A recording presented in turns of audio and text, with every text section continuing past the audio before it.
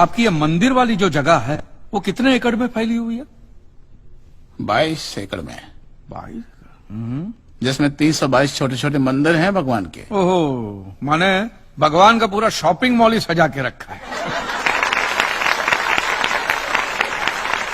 Silence. और इन सारे मंदिरों में भगवान की सेवा के लिए 142 पुजारी हैं, समझा? आपके मंदिर के बाहर भिखारी कितने बैठते हो पता है आपको? क्या? भिखारी भिखारी अंदर की 320 मूर्तियां, 142 पुजारी याद है आपको? लेकिन आप ही के मंदिर के बाहर बरसों से कितने भिखारी बैठते हो याद है आपको? मिलॉर्ड, इनके मंदिर के बाहर जो भिखारी बैठते उसमें किसी को भी मंदिर के अंदर एंट्री नहीं है। अब धूप हो बारिश हो बाहर सड़ते रहने का, अंदर पैर नहीं रखने का। ना मत कहना। ये आप ही के मंदिर के पुजारी ने मुझे बताया था। उसने तो मुझे ये भी बताया था महाराज कि कांजी भाई, ये केस अगर आपको जीतना है ना भैया तो हर सोमवार को आइए। तो मैंने पूछा मिलॉर्ड कि मैं कहाँ हूं? तो कहते हैं शिव जी के मंदिर में आइए और 1 लोटा दूध चढ़ाइए, फिर देखिए। मैंने बोला ठीक है, ये भी करके देख लेते। तो मिलॉर्ड में पहुंच गया मंडे को दूध का लोटा लेकर। ये लंबी लाइन लगी हुई, सबके सब हाथ में लोटा पकड़ के खड़े हुए थे ऐसे। मैंने सोचा अंदर जरूर कोई दूध पीने वाला होगा, वरना ये सब जब गधे थोड़ी है जो ऐसे लोटा पकड़ के लाइन में खड़े। मेरा नंबर है, मैं अंदर गया। अंदर कोई नहीं था दूध पीने वाला, कोई नहीं। बीच में वो काला पत्थर पड़ा हुआ था, उसे शिवलिंग कहते हैं मूर्ख। हाँ शिवलिंग पड़ा हुआ था। और वो पत्थर मिलो, वो पत्थर दूध था। और वो पत्थर के बिल्कुल बगल में से छोटी सी पतली सी नाली में से वो सारा दूध बाहर की ओर जा रहा। मैंने बोला कि यस, बाहर तो कोई खड़ा ही खड़ा होगा दूध पीने वाला। देखा बाहर भी कोई नहीं था।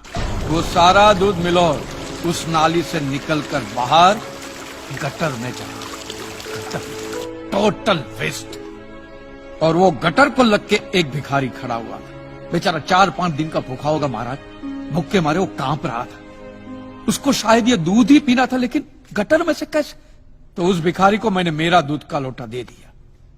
और दूध पीकर उसने मुझसे क्या कहा पता है? भगवान तेरा भला करे।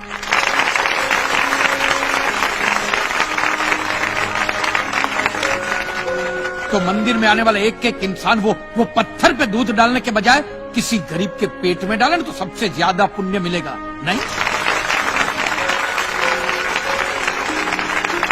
और हाँ मौलवी साहब, किसी दरगाह पे फूलों की चादर ओढ़ाने के बजाय किसी नंगे फकीर के बदन पे कपड़ों की चादर ओढ़ाई जाए ना तो अल्लाह को बहुत खुशी मिलेगी। और जीसस के सामने मोमबत्तियां जलाने से अच्छा है किसी गरीब की झोंपड़ी में जलाइए, तो उसके घर में कभी अंधेरा नहीं होगा। क्यों, तुम भी भगवान को नहीं मानते क्या? अरे मैं खुद भगवान हूँ। अच्छा, तो मैं अमिताभ बच्चन हूँ। देखो कांजी, दूध, चद्दर, मोमबत्ती ये सब चढ़ाना एक प्रथा है। भगवान की पूजा अर्चना, इन सब का मूल्य तुम नहीं समझोगे क्योंकि तुम एक नास्तिक हो। जगत की मोह माया से तुम अभी तक मुक्त नहीं हुए। आप तो हो गए हो ना, आप तो बिल्कुल मोक्ष के दरवाजे पे खड़े हो। तो ये जो रीति रिवाज के नाम पे ढोंग चलते उनको बंद करवाइए ना महाराज। शनिवार को हनुमान जी की मूर्ति पे कितना तेल बर्बाद होता है पता है आपको? लोग 2 रुपये के 5 रुपए के सिक्के यूं करके मूर्ति पे चिपकाते हैं। हनुमान जी इन सारे चिल्लर का क्या करेंगे? कांजी भाई बिल्कुल ठीक कह रहे हैं। साईं बाबा अपनी पूरी जिंदगी गरीबों के लिए और गरीबी में जिए। जब तक वो जिंदा रहे तेल की एक एक बूंद के लिए दर बदर भटकते रहे। और आज उनके मरने के बाद उनके लिए करोड़ों का सिंहासन, सोने का मुकुट, किसके लिए बताइए महाराज। एक बात बताइए, जो भी भक्त भगवान की श्रद्धा से सच्चे दिल से भक्ति करता है उस पर तो उस परम कृपालु की कृपा दृष्टि रहती है ना? रहती है ना? आया ना? तो चलिए महाराज मुझे ये बताइए कि अमरनाथ और वैष्णो देवी की यात्रा पे जाती हुई बस नीचे खाई में क्यों गिर जाती है? वो तो भगवान की भक्ति के लिए जा रहे थे, श्रद्धा से भजन गाते गाते जा रहे थे। तो भगवान ने डायरेक्टली उनको ऊपर बुला लिया। और आप मुझे एक गाड़ी ऐसी बताइए जिसका एक्सीडेंट हुआ हो और जिसके अंदर भगवान की मूर्ति या फोटोग्राफ ना हो। बताइए। I object my Lord. From day 1 ये आदमी बातों को यूं गोल गोल घुमा रहा है। मिस्टर कांजी, ये कोई डिबेट नहीं है अच्छे बुरे की, ये कोर्ट है और यहां प्रूफ चलता है। और हमारे पास प्रूफ है, इंश्योरेंस पेपर्स पर आपके सिग्नेचर्स। इसलिए लीगली आपको कोई हक नहीं बनता इंश्योरेंस कंपनी से पैसे और मांगने जहां तक हमारा प्रश्न है, बीमा कंपनी के नियमों को हम नहीं मानते। अगर उन्होंने लिख दिया कि भूकंप जज साहब ने करवाया है, तो क्या जज साहब पैसे देंगे? इसी तरह पॉलिसी में भगवान का नाम लिख देने से भगवान पैसे देने के लिए प्रतिबद्ध नहीं होते। अगर आप चाहते कि भगवान आपके पैसे लौटा दे, तो यह प्रूफ करो कि यह भूकंप भगवान ने किया है, किया ही है ना। इन राइटिंग है, कहीं लिखा हुआ तुम्हारे पास है? Any proof? मिलॉर्ड, ये mister kanji, court of law में सिर्फ दलीलों पर फैसले नहीं होते। आपकी दलीलें, आपके आर्गुमेंट्स आम जनता के लिए कितने भी वैलिड क्यों ना हो, लेकिन अगर आप उन्हें साबित नहीं कर सकते हैं तो उनका कोई मतलब नहीं। आपके पास कोई सबूत है? You may please proceed. Your honour, इससे पहले कि मिस्टर कांजी अपने तीखे और कटाक्ष भरे व्यूज बिना किसी रेफरेंस प्रदर्शित करें, मैं उनसे पूछना चाहता हूं कि उनके पास कोई प्रूफ है जिससे वो साबित कर सके कि उनकी दुकान भगवान ने गिराई है? मिलॉर्ड, अब जो सवाल मैं पूछने जा रहा हूं उसके लिए मुझे एक ज्ञानी पंडित की जरूरत है। तो आप में से जो भी कोई ज्ञानी पंडित है वो यहां पे आए। सिर्फ ज्ञानी आए, ज्ञानी। हाँ, अब बैठ जाइए।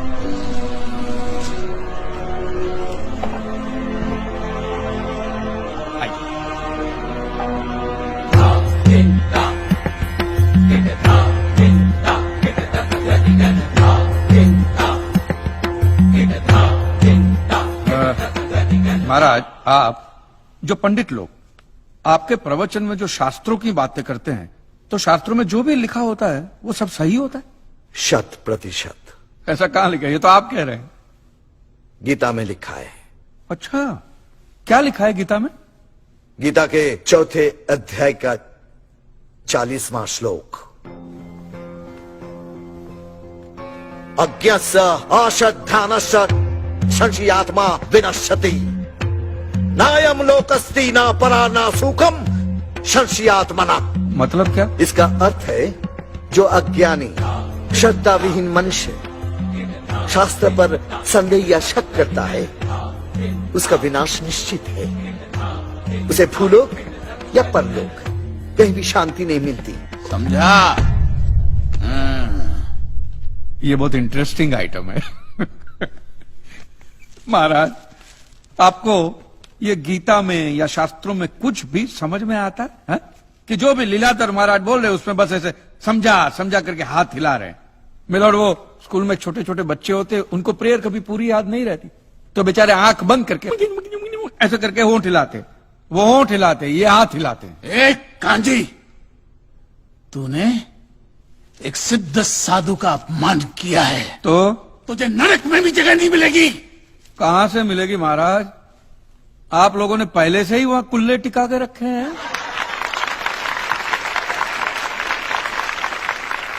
तेरा ये दुस्साहस नास्तिक!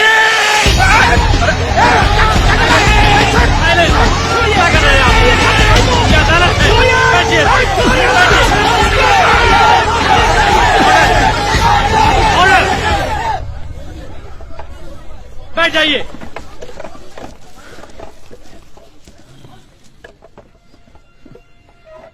दुखेष्वनु द्विग्न मनः सुखेषु विगत स्पृह वितराग भय क्रोध स्थित धीर मुनि रुच्यते।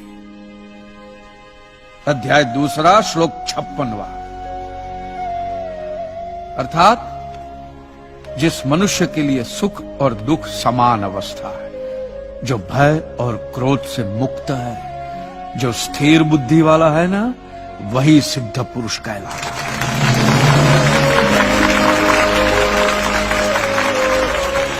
ये मुझे गीता सिखाएंगे? अरे ये क्या गीता सिखाएंगे मिलॉर्ड? इन लोगों की तो आईक्यू भी रूम टेम्परेचर से लो है। आपको 2 बात किया कही मैंने उकसाने के लिए, भड़काने के लिए, मुझे मारने चले हैं। ऐसी है आपकी सिद्धि सिद्धेश्वर?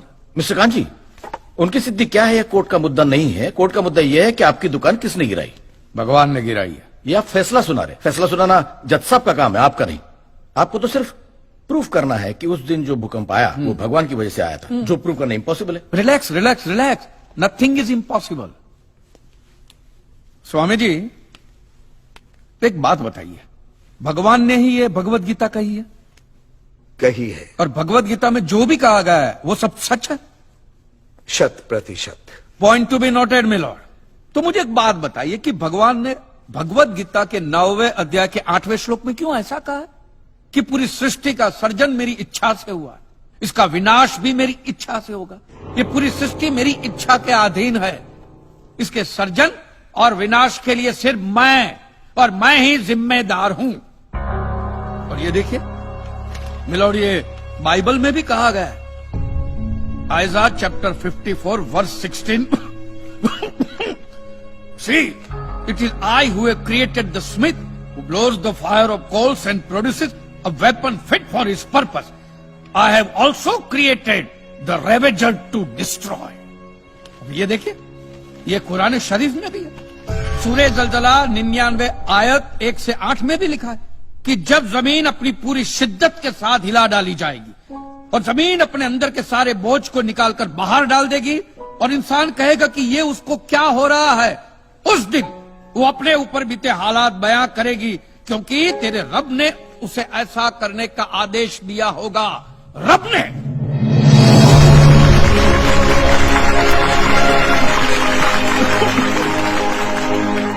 इन सारी बातों का मतलब एक ही होता है मिलोन, कि ये भगवान द्वारा किए हुए भूकंप से ही मेरी दुकान गिरी है। मतलब it is an act of God. ये सब ऊपर वाले की करनी है और मेरे साथ साथ जिन लोगों का नुकसान ऊपर वाले की वजह से हुआ है उन सब के पैसे भी ऊपर वाला ही देगा। नहीं तो उनके collection agent. Your honour, mister Kanchi Leeladhar Swami को बातों में फंसा रहे हैं। सरदेसाई जी, क्या कर रहे हैं आप? अरे बोलने दो, उसे बोलने दो। अगर ये प्रूव हो जाता है कि भगवान है तो हम लोग पैसा देने से बच जाएंगे। अच्छा, पूरा दोष अब आप हम पर थोपना चाहते हैं। अपनी स्कीम से बचने के लिए आप भगवान का नाम नहीं ले सकते, क्योंकि भगवान पर सिर्फ हमारा कॉपीराइट है। कॉपीराइट? अरे 2 मंदिर क्या बनवा दिए? भगवान आपकी बात का मालूम है? खबरदार, हमारा संप्रदाय तुमको छोड़ेगा नहीं। क्या कर रहे हो? साइलेंस। रिलैक्स। आज तक तो मिलॉर्ड सिर्फ इतना ही सुनने में आया था कि भगवान की आरती होती है, आराधना होती है, यज्ञ वगैरह होता है। आज तो ये भी सुनने को मिल रहा है कि भगवान के कॉपीराइट भी होते हैं। भगवान के कॉपीराइट ऊपर वाले की ब्रांड बना दी गई।